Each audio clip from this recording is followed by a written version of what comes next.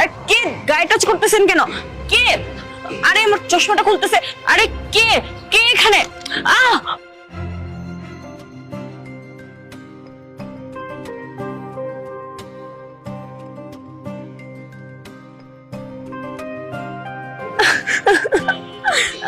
আমি সব দেখতে পাচ্ছি। ফাইজ, আমি সব দেখ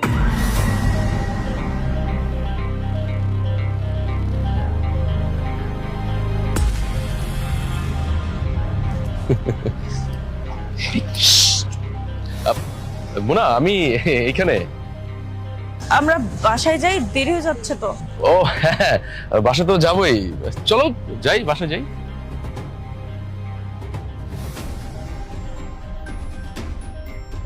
ফাইজ, তুমি কি আছো? হ্যাঁ, আমি তো রুমেই আছি, একদম তোমার কাছে। আচ্ছা শোনো না, আমাদের বাসায় কি আমরা ছাড়া আর কেউ আছে নাকি? আরে না না, কি বলছো? মানে আমাদের বাসায় তুমি আর আমি ছাড়া কে থাকবো বলো? শুধু তুমি আর আমি আছি। তাই নাকি?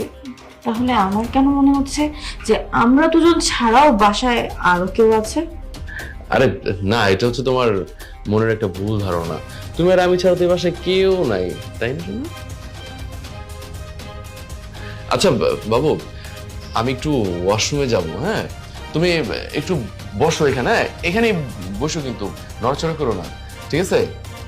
আচ্ছা ঠিক আছে। আচ্ছা ঠিক আছে।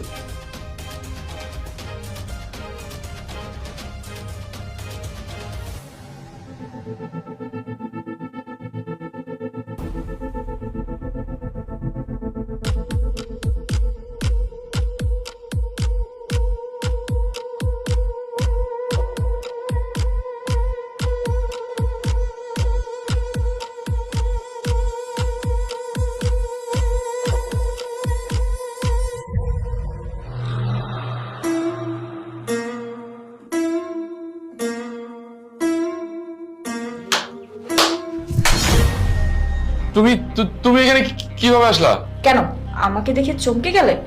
আমার চোখের আড়ালে তাহলে এসব করা হচ্ছিল।